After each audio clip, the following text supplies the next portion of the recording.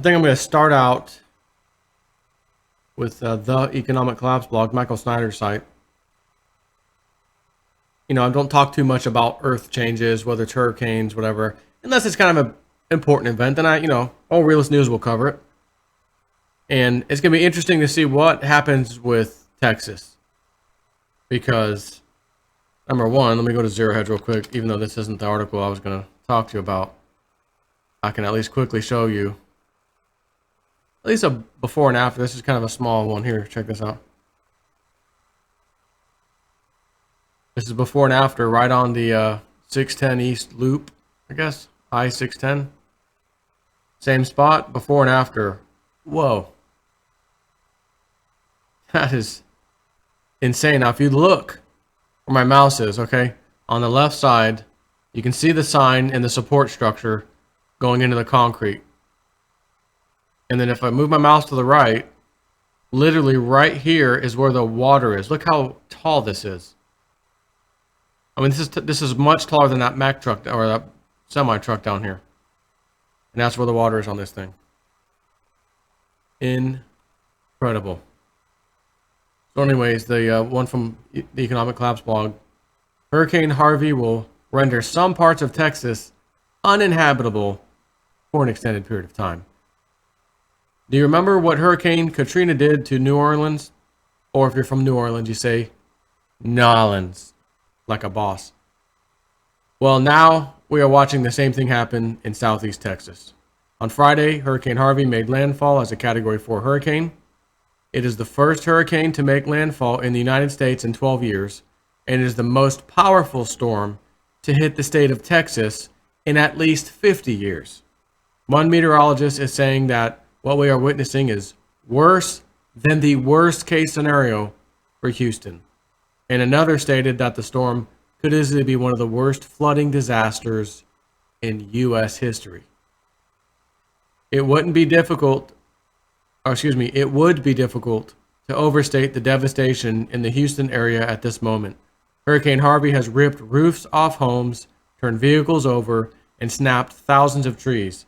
Thousands have been rescued from their homes and vehicles, and it is being reported that so far 5 people are dead.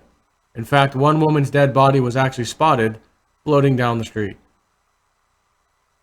According to the National Weather Service, over 24 inches of rain fell in Houston in just a 24-hour period.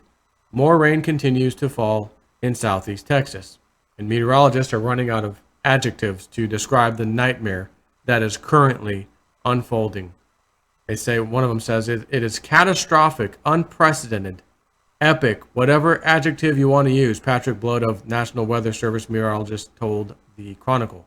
It's pretty horrible right now. The newspaper reported the Weather Service said 5 people have died in the Houston area in unconfirmed flood-related deaths. Again, this is just the beginning, right? The latest forecasts are telling us that we could see a total of 40 to 50 inches of rain in southeast Texas by Thursday, and some areas will actually receive a year's worth of rain in less than a week. And they said a year's worth of rain may fall in the span of a few days near the Texas Gulf, reported weather.com. A multi-day deluge of the Texas Gulf with catastrophic and life-threatening flooding and destructive winds through could leave areas uninhabitable for an extended period of time, the National Weather Service has warned. Now, I do want to throw something out here. I'm not going to necessarily say, oh, WebBot hit. But a number of Alta reports ago,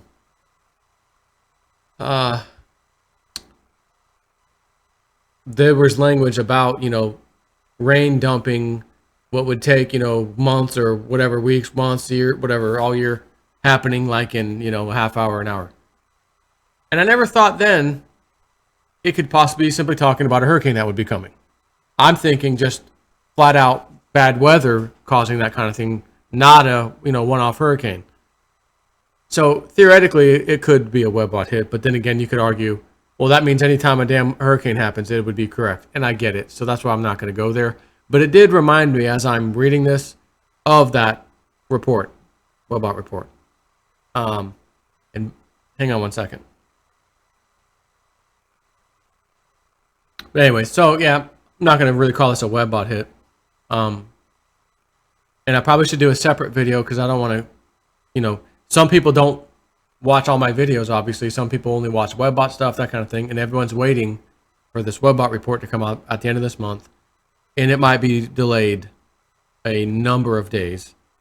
Cliff High had a little, not with himself, but a health issue come up. And he had to deal with that.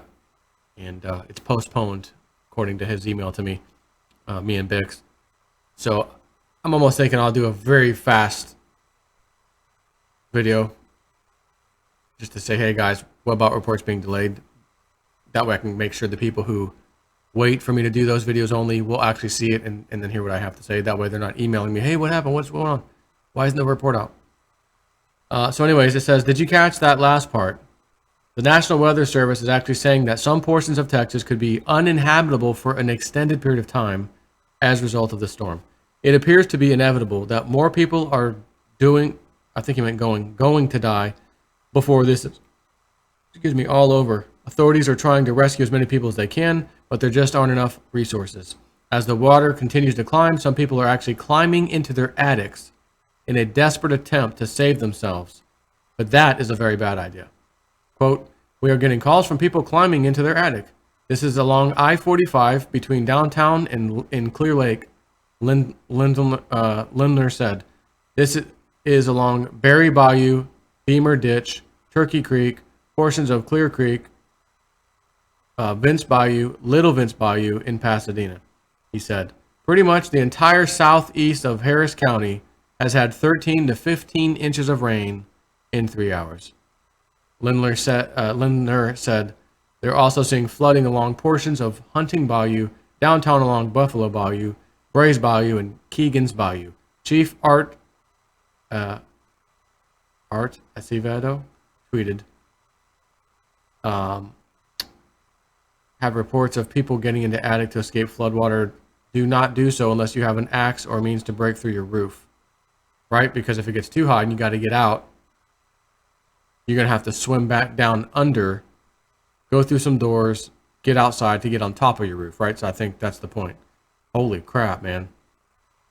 This is already being called a once in a 500-year flood. And the experts are already telling us that the total economic damage is going to be in the tens of billions of dollars. Earlier this month, I wrote about an unusual series of events that would happen over a 40-day period of time, starting with the recent solar eclipse. But of course, at that time, I couldn't account for additional unexpected events, such as Hurricane Harvey. And I find it very interesting that this hurricane began forming just about the same time as the eclipse. The following comes from Wikipedia. The 8th named storm, this third hurricane, and the first major hurricane of 2017, Harvey developed from a tropical wave to the east of the Lesser Antilles on August 17th. Storm crossed through the windward, whatever. I don't need to read all that. As a result of this storm, thousands could be trapped in their homes without power for an extended period of time. Do you think that those that have been storing up food and emergency supplies all this time will be glad that they have done so? Of course, the answer to that question is obvious.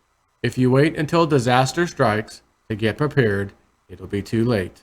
A whole lot of people down in Texas are going to end up in some very desperate situations because they never believed that something like this could ever happen to them. For those of you that would like some helpful advice on getting prepared for future disasters, I would encourage you to check out a book that I co-authored with Barbara Fix entitled Get Prepared Now. Barbara is a highly respected prepping expert, and she is also getting heavily involved in my campaign for Congress.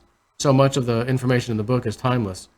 And my hope is that we can encourage as many people as possible to start getting prepared because very troubled times are ahead for us.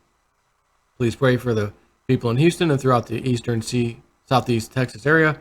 We truly have not seen a storm like this since Hurricane Katrina, and many portions of the Texas Gulf Coast will be changed forever by this disaster. All I can say is I hope none of my subscribers. I mean, honestly, I would like to say I hope nobody is in that area, but obviously there are, and there's already dead people dying. If by chance any of my subscribers had to flee their house is destroyed, I'd like to hear from you at least. Hit me up on the realistnews.net, my website, realistnews.net. Hit the contact button at the top. It'll come to me, and I'm just curious, and I'd like to hear from you if you're a subscriber of mine and you just pretty much figured out your house is either non-inhabitable or it's destroyed or whatever the case is. So that's it. On to the next one. Take care.